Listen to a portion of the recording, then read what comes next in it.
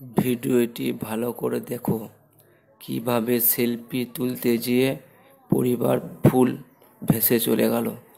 কিন্তু এই ছেলেগুলি দেখো কি কত কষ্ট করে সাহায্য করছে, কিন্তু সাহায্য করলে কোনো উপায় নেই। যেভাবে ঝর্ণার জল স্রোতে বেড়ে গেছে, ওইদিকে বাঁচানো খুবই মুশকিল। দেখুন ফ্যামিলিগুলোর কী অবস্থা। তাই ভাই তোমাদেরকে বলা হচ্ছে,